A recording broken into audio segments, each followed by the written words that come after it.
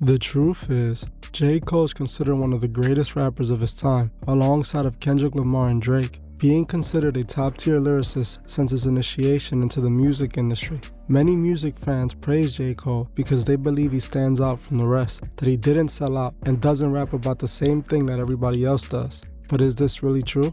Is J. Cole really that different from the other mainstream artists? Or is this simply an illusion to hide the fact that J. Cole is part of the very same destructive system? Join me in this episode as we uncover the dark truth about J. Cole.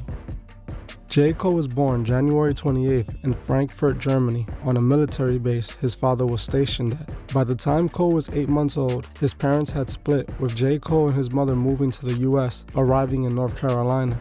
When Cole was growing up, he showed a massive interest in sports and music, even serving as a first-chair violinist. Cole would begin rapping at the young age of 12, and since then, he knew he can make it as a rapper the moment his mother gifted him a musical sampler for Christmas. Cole became dedicated in learning how to produce beats and started mastering his craft, eventually calling himself the therapist, and by 14, he filled up a book of rhymes. He would start creating songs, posting them on different online forums, going by the name Blazer, but later switching his name to The Therapist. After he would graduate high school, he would make the move to New York City in pursuit of furthering his music career, as he felt it would be easier to get a deal there. He would get a scholarship at St. John's University, studying communication and business. While Cole was in New York, he attempted to get his beats to Jay-Z when he found out that he would be at a studio called Rock the Mic Studios. J. Cole showed up with a CD full of beats and waited 3 hours just to be sent off by Jay-Z's security. Cole would eventually use some of the beats on the CD for his debut mixtape, The Come Up. Then on June 15, 2009, he released his second mixtape, The Warm Up, which was received with positive reviews, somehow getting Jay-Z's attention. Cole would end up signing to Jay-Z's Rock Nation, then ended up on one of Jay-Z's songs called A Star Is Born on Jay-Z's The Blueprint 3. He would also have a feature on a few Wale songs, helping Cole boost his notoriety. He would end up on a lot of hot artists at the time songs like B.O.B. and many others. In 2010, Cole would be chosen to be one of the XXL freshmen. Using the attention he received from the XXL list, he would go on a college tour, touring the US collecting new fans. J. Cole would continue to appear on many big artist songs, all leading up to his third mixtape, Friday Night Lights, that would be released on November 12, 2010. The tape included features from no other than Drake and Wale. He would then work the mixtape, using it to build anticipation for his debut studio album, Cole World: The Sideline Story, on September 14, 2011. This album will contain the hit song Work Out, which had been released as a single for the project, becoming Cole's first hit song and changing his career forever. This is what you may already know about J. Cole, but the truth is much more sinister than this. I have come to believe that J. Cole sold his soul to the devil and took an oath to serve the Masonic agenda in order to make it in the music industry. The reason I have come to this conclusion is no other than J. Cole himself, as he himself admitted to selling his soul in his own music. Even though J. Cole might not look or make music like most rappers, who his alliance belongs to is still pretty obvious. J. Cole, like the very artists he sometimes criticizes in his songs, represent the very same sinister agenda. J. Cole knew what he had to do to make it in the music industry, since before he was even accepted by it. In 2003, while Cole was still calling himself the therapist, he would release a song called I Can Bust. In this song, when he was only 18, J. Cole admits to selling his soul to the devil. He raps, "Sold my soul to Satan, turned around and stole it right back." Just like we have already seen with a few artists I've done videos on that have admitted to selling their soul, J. Cole thought that after he sold his soul to the devil, that he can somehow get it or steal it back. Even before J. Cole had a record deal offer, he knew that he had to sell his soul to get where he needed to be. This isn't the only song Cole admits to making a deal with the devil, as in his song Illuminati off his Born Sinner album, he once again admits to making such a deal. In the song, Cole raps, "Please forgive me. According to a preacher man, he needs Jesus in him, but the devil runs the TV, so them demons in him. I'm in trouble. Did a deal with the devil. Now I'm pleading with him. Let me get my soul." These lyrics clearly indicate that Cole knew he had to sell his soul to the devil in order to make his dreams come true, a deal he eventually made happen. He also admits to needing help that he's in trouble, as he now knows what his deal is truly costing him at the end. In the bridge of the song, Cole seems to plead for his soul back as he raps, "Please give me my soul, I ain't never letting go, but the devil don't play fair."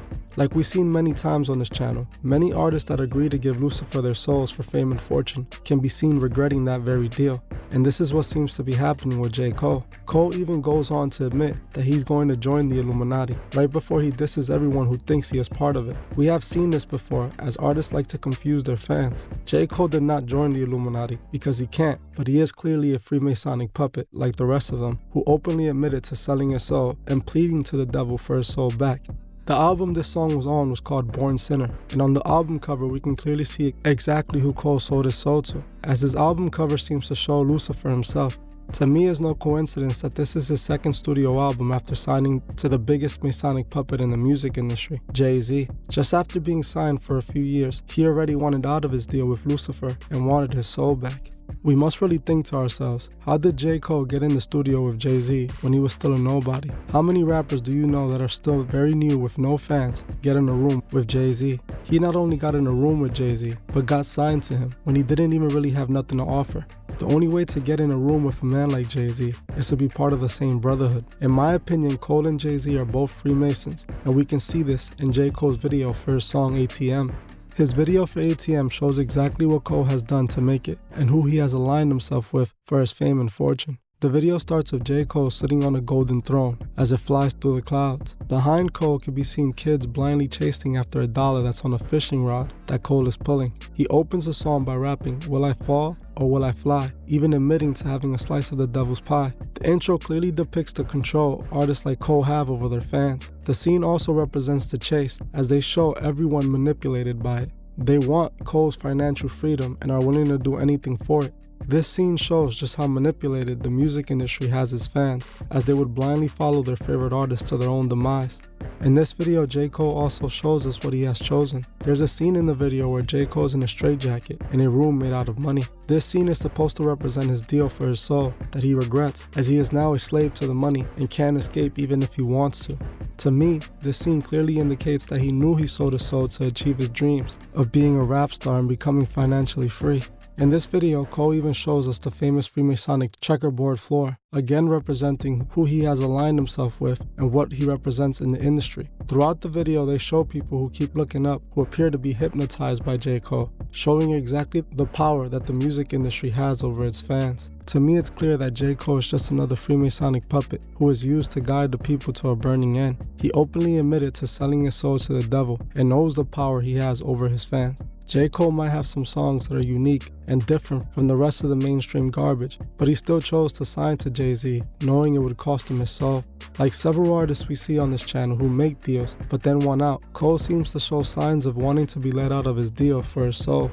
Many people notice the difference from Cole when he first started to Cole today. Cole seems to look depressed and stop caring about the things the devil gave him for his soul. He changed his entire image, stripping himself of the normal rapper baller look. Instead, he seems to try to stay focused on the only things that matter to him at this point, his music. Cole might have sold his soul, but at least he tries to use his circumstances to make great music, not just flex on his fans. It's sad to me that so many artists get manipulated into selling their soul in order to achieve their dreams, just for them to realize the deal isn't worth it. Like I always say, we must remember what these artists have done to be in our faces, what they have to continue to do in order to stay relevant. They need us to be manipulated and controlled by them so they can prove they are successful. Music is a powerful weapon that has been used by Lucifer since the beginning of time. It's not just music, it's more than that. As we listen to our favorite artists, we must remember what agenda they have agreed to push, and we must not let them manipulate us. They want to assure we follow them to a burning end. We must remember to help those who can't see the truth find the truth. Thank you for watching this episode of The Truth Is. If you would like to further support the channel, join me on Patreon, the link would be in the description. If you join before the 28th of this month, you could be entered to this month's monthly raffle, where you can win a shirt, a cash prize, and even pick a video topic. Also, please leave a comment below on your thoughts on this video and on any future topics you would like to see me cover on my channel. If you like this video, please hit the like button, as this helps other people find these videos. If you're new to the channel, please subscribe and hit the bell so you can be notified of future videos. Please follow me on Instagram at TheTruthIs01 and on TikTok at TheTruthIs. I will gladly appreciate it. Thank you. Goodbye.